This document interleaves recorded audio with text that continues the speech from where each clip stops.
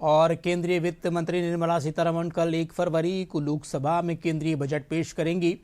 Budget को लेकर हर वर्ग की कई उम्मीदें हैं। इस पर ज्यादा बातचीत के लिए हमारे साथ जुड़ गई हैं अर्थशास्त्री प्रोफेसर अंशु भारद्वाज। आइए उनसे बात करते हैं।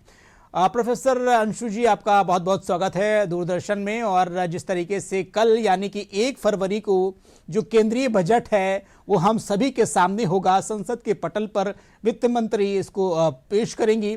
ऐसे में हर बार हर वर्ग को उम्मीद रहती है कि हाँ, इस बार मुझे कुछ नया चीज़ मिलेगी।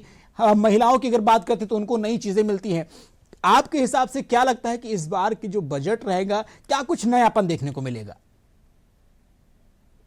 बिल्कुल अतीक, जैसे ही कल क्योंकि बजट आ रहा है 1 फरवरी है, तो सभी को इंतजार है कि हमारे लिए इस बजट में हमें क्या मिलने वाला है। जी।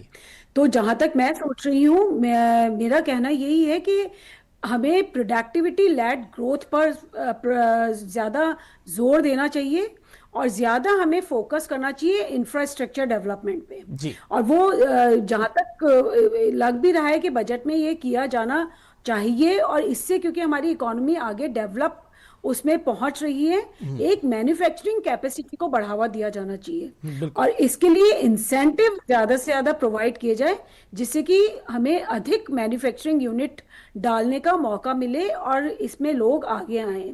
जी। और सबसे बड़ी बात है कि इमर्जिंग टेक्नोलॉजी में स्किल डेवलपमेंट पर ज्यादा जोर दिया जाना चाहिए। ठीक है। क्योंकि स्किल डेवलपमेंट के द्वारा यह है कि हमारा रोजगार में भी इजाफा होना होगा। बिल्कुल। तो ये इस तरह से सोचा जा रहा है कि ये डेवलपमेंट होने चाहिए। प्रोफेसर अंशु, मैं ये पूछना चाह रहा था, जिस तरीके से अभी हाल फिलहाल में हमने देखा कि यूरोपियन यूनियन के जो कई सारे लीडर्स थे वो जयपुर आए और उसके मतलब भारत आए, भारत का दौरा किया उन्होंने।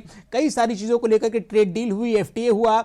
ऐसे में जो डील हुई उसको मदर ऑफ ऑल डील कहा गया है। तो ऐसे में आपको क्या लगता है कि क्या इस बजट में इस डील को देखते हुए कुछ चीज़ें लेकर के आई जाएंगी, ताकि जो स्टार्टअप्स हैं या बहुत सारी ऐसी चीज़ें हैं उन पर भी ध्यान दिया जाएगा? बिल्कुल अतीक, इसका बहुत ज्यादा फायदा होने वाला है और हमें उसका एडवांटेज लेना भी चाहिए। क्लीन एनर्जी और ग्रीन एनर्जी पर फोकस रहना चाहिए। जी। और ये FTA निसंदेह, अभी हमने UAE के साथ या EU के साथ हमारे जितने भी FTA हो रहे हैं, जी। तो जो अभी तक हमारा भय था कि ट्रम्प टैरिफ और इस तरफ से, तो उनसे हमें कुछ हद तक बहुत संतोष मिल रहा है और हमारी इकोनॉमी इसका फायदा लेगी भी। जी। और इस कारण से बहुत सारे हमारे ट्रेड इंडस्ट्री इनका विकास भी देखा जाएगा। तो बिल्कुल। वो फायदा हमें मिल रहा है और इंटरनेशनल ट्रेड में भी हम इस ओर आगे बढ़ेंगे। बिल्कुल मैडम, तो ये इसका एक सवाल मेरा आपसे ये भी है, क्योंकि जिस तरीके से देखा जाए तो इस बार का जो नवा बजट है, जो केंद्रीय वित्त मंत्री निर्मला सीतारमण एक महिला होने के नाते लगातार इस तरीके के इतिहास भी रचती चली जा रही हैं। कल भी एक इतिहास लिखा जाएगा। ऐसे में महिलाओं के लिए क्या कुछ विशेष होने वाला है? और आपको क्या लगता है जिस तरीके से जो महिला वित्त मंत्री लगातार जो बजट पेश कर रही हैं उससे क्या कुछ असर पड़ता है? देखिए, अपन जब एक महिला वित्त मंत्री बजट पेश कर रही हैं, तो महिला सशक्तिकरण की ओर हम बढ़ ही रहे हैं। जी। और ये इससे सिद्ध भी हो रहा है। और महिला सशक्तिकरण के लिए जरूरी है कि आर्थिक तौर पे भी महिला अपने आप को सशक्तिकरण महसूस कर सके, शक्तिशाली महसूस करे। तो इस ओर ये कहा गया है कि रूरल एरियाज में जो सेल्फ हेल्प ग्रुप्स हैं जी। और माइक्रो फाइनेंसिंग है, उनका को बढ़ावा मिले, सो दैट एक महिला अपने आप को रोजगार की तरफ आगे बढ़ सके। अगर वो नौकरी में नहीं जा रही तो वो अपने लेवल पे छोटे बिल्कुल। मोटे काम शुरू कर सके और अपने आप को आत्मनिर्भर बना सके। और महिलाओं के लिए बहुत जरूरी है कि उनकी शिक्षा और स्वास्थ्य, उस ओर भी ध्यान दिया जाना चाहिए। तो जरूरी है कि एक हमारी महिला स्वस्थ जी। रहेगी बिल्कुल। तो पूरा परिवार ठीक स्वस्थ है। रहेगा।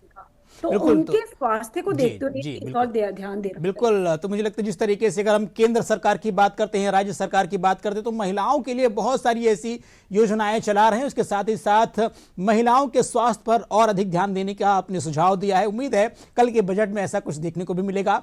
बहुत बहुत धन्यवाद आपका डॉक्टर साहब हमसे जुड़ने के लिए।